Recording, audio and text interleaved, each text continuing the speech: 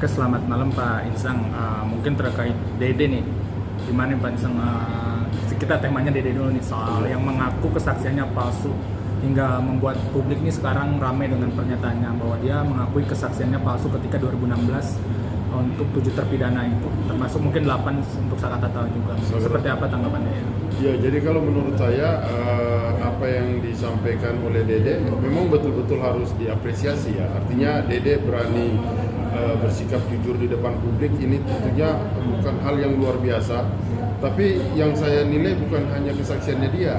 Kemudian apakah nanti kesaksian Dede tersebut ini bisa dijadikan sebagai novum bagi rekan-rekan atau bagi para terpidana yang saat ini sedang mengajukan atau akan mengajukan peninjauan kembali.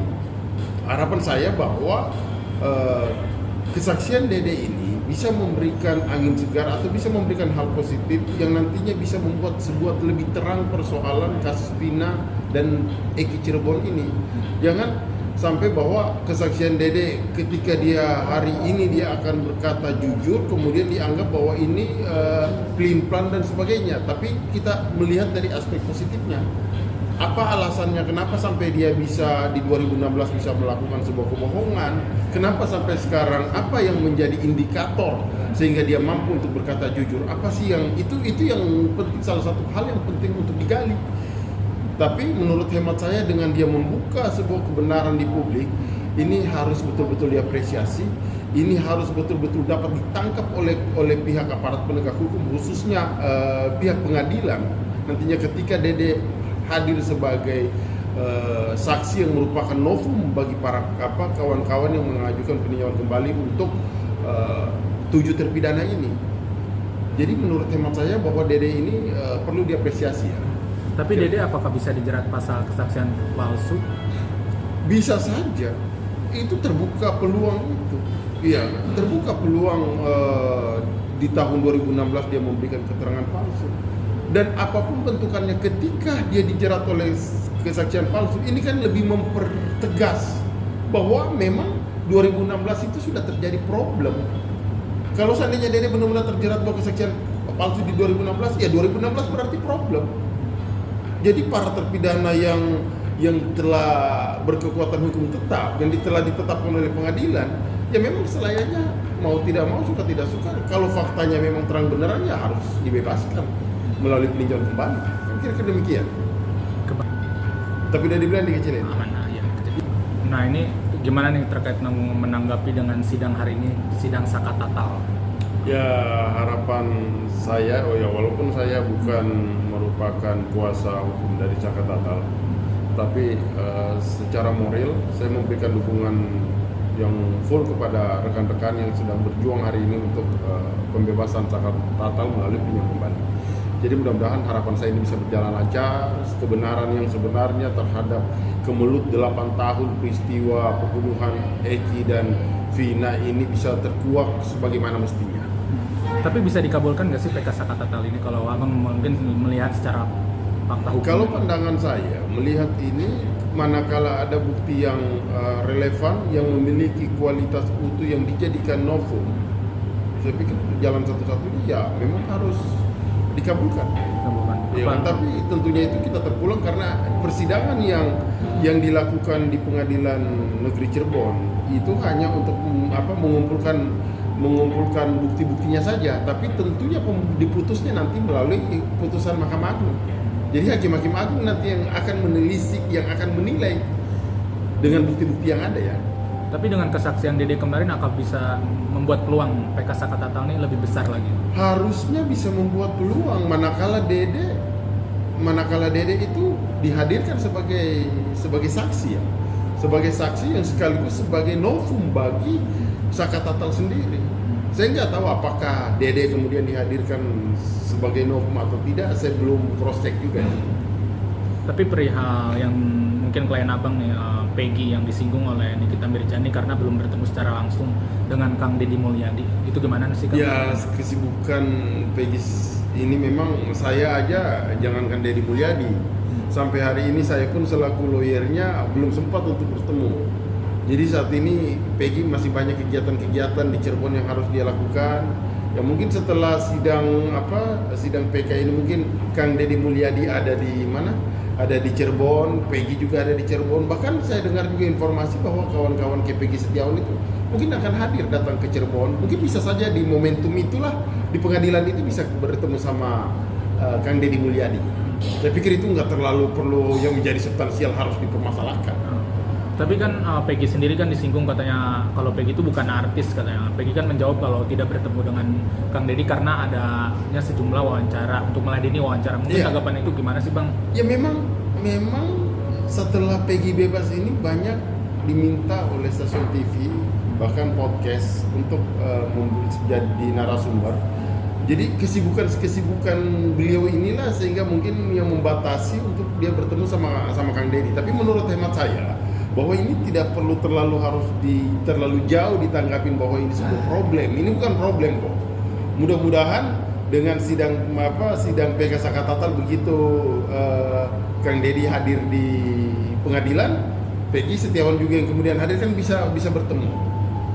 Enggak terlalu kita jadikan problem lah hal-hal seperti itu. Ya kalau menurut saya kita nggak perlu hal-hal yang terlalu personal seperti itu. Menurut hemat saya kita nggak perlu terlalu tanggapi panjang lah. Ya, silakan aja pihak lain mau berpendapat terhadap Peggy Setiawan. Biarlah Peggy Setiawan berjalan secara pribadinya, kemudian secara diri dia sendiri. Kalau toh juga selama ini Peggy Setiawan tidak pernah juga berpemikiran bahwa dia akan jadi artis kok. Tenang aja, nggak ada itu seperti itu. Dia nggak pernah bermimpi juga untuk menjadi artis. Jadi kalau ada singgungan-singgungan, saya pikir kayaknya salah sasaran kalau disematkan kepada Peggy Setiawan. Tapi apakah Peggy sebenarnya sudah berterima kasih gak sih Bang secara langsung dengan Kang Deddy sendiri? Jangankan sama Kang Deddy, ucapan terima kasih Peggy Setiawan itu dilontarkan oleh seluruh masyarakat Indonesia, seluruh para netizen. Bahkan kami pun juga luar disampaikan, apalagi kepada Kang Deddy Mulyadi. Dia jauh, sebenarnya rasa ungkapan terima kasih itu jauh timbul dari hasrat dia. Sudah banyak pihak yang disampaikan itu. Ya kan? Kalau toh sampai hari ini belum ketemu, pada saat di pengadilan juga memang saya juga melihat Kang Deddy juga hadir di persidangan untuk memberikan support. Saya pikir ini bukanlah hal yang terlalu bisa kita menjadikan sebuah masalah dan sebagainya. Pokoknya tenang aja, dengan waktu berjalan insya Allah bakal ketemu. Tapi mungkin komentar dari Abang buat sikap Kani kita nih yang justru memperingati Peggy ini saat siaran live di medsos TikTok ya, mungkin bukan menegur secara private. Mungkin Abang tangkapnya gimana sih? Ya kalau itu memang sudah seperti itu kan. Artinya saya nggak sedang ingin menanggapi apa yang disampaikan oleh Nita Mirzani lah kepada Peggy Setiawan. Itu hak-hak dia lah mau menanggapi seperti apa. Hanya apakah tanggapan seperti ini ada motif dan sebagainya, saya juga kurang ngerti. Dan saya nggak mau terlalu panjang-panjang menanggapi itu. Menurut saya nggak terlalu penting juga harus ditanggapi. Tapi Abang sempat komunikasi gak sih, kan ini viral banget nih Bang di medsos sama pihak Peggy, gimana Bang? Saya sempat, kalau untuk ini saya yang spesifik terhadap tanggapan itu saya belum komunikasi sama Peggy. Hanya beberapa hari yang lalu Peggy sempat berkomunikasi sama saya. Tapi melihat yang terbaru nih Bang, pihak kuasa hukumnya mungkin dari 7 terbinarnya ini mensomasi Dede, Rudiana dari kuasa hukumnya Rudiana ini mensomasi Dede dan Pak Deddy Mulyadi, gimana nih Bang? Tanggapannya kan yang terbaru nih. Ya kalau saya lihat ini tidak relevan somasi itu ya. Artinya seharusnya kalau memang Dede ini membuat sebuah kekeliruan atau kesalahan atau menyudutkan Rudiana, kerasa-rasanya tidak perlu somasi. Kalau saya jadi lawyernya Rudiana, saya langsung melakukan laporan polisi kalau memang benar apa yang dikatakan oleh Dede itu adalah keliru. Tidak perlu lagi pakai somasi kelamaan. Langsung buat aja laporan polisi kalau bagi saya. Tapi makanya saya bilang, apakah yang disampaikan Dede adalah sebuah kebenaran atau apakah itu sebuah kekeliruan? Ya biar nanti diuji dalam pengadilan, biar novum nanti dijadikan bukti baru, biar diuji keterangannya dia, akankah terjadi persesuaian? Kan sederhananya seperti itu. Tapi nantinya bisa gak sih mungkin Pak Rudiana ini menuntut Dede? Jadi saya kan sekarang mungkin praduganya sudah membongkar dengan kesaksian Pak Surino. Kedepannya mungkin seperti apa? Ya kalau mau menuntut Dede, silakan saja. Bisa saja dalam hal apa? Dalam hal laporan polisi mungkin. Silakan saja. Hanya kalau harus ada somasi itu kan bentuk sebuah teguran. Saya pikir nggak penting kalau ternyata harkat martabat kita sedang dilecehkan. Ya kenapa nggak langsung buat laporan polisi saja? Kalau apa yang Dede sampaikan adalah salah, tapi bagi pertanyaan saya adalah bagaimana kalau yang Dede sampaikan adalah sebuah kebenaran? Nah ini Ya, itu kan yang menjadi bisa menjadi bumerang tersendiri gitu loh. Seperti itu.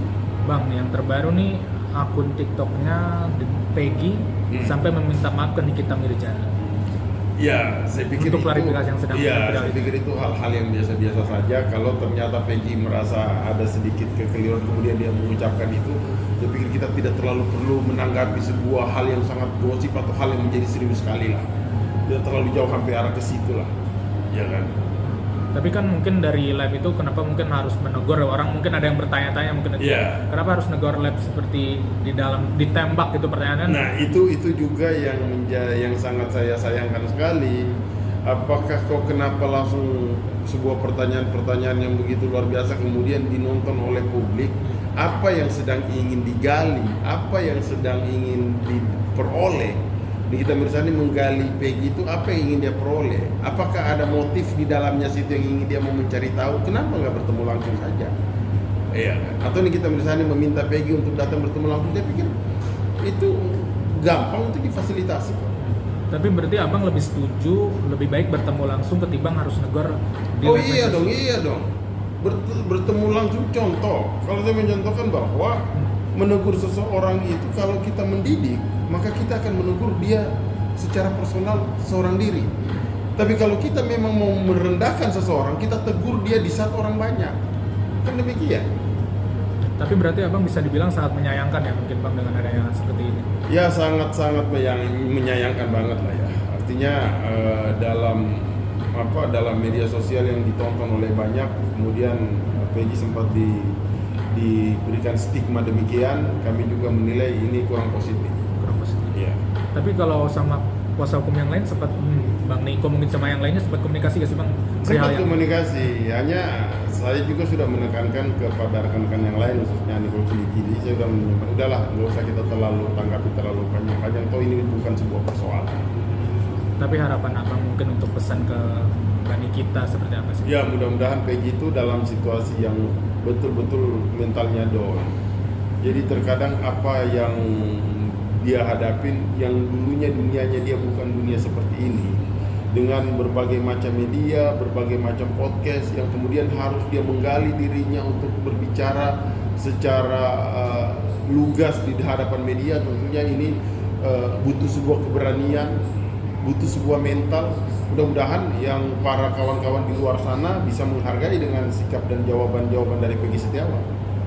Berarti bisa dibilang kalau misalnya dengan pertanyaan-pertanyaan seperti itu, abang berarti Peggy juga kaget ya mungkin? Iya bisa saja, betul.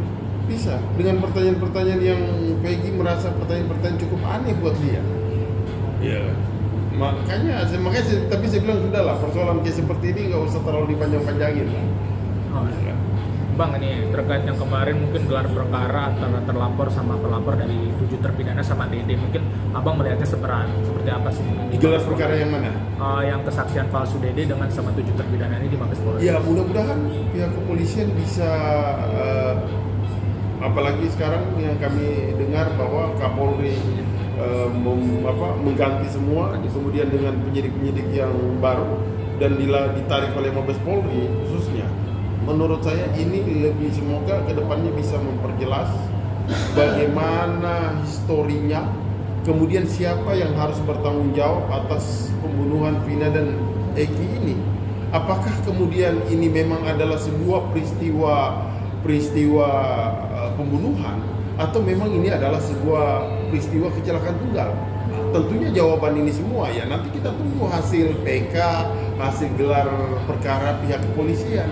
Tapi saya meyakini bahwa ini publik atau masyarakat akan memperoleh jawabannya.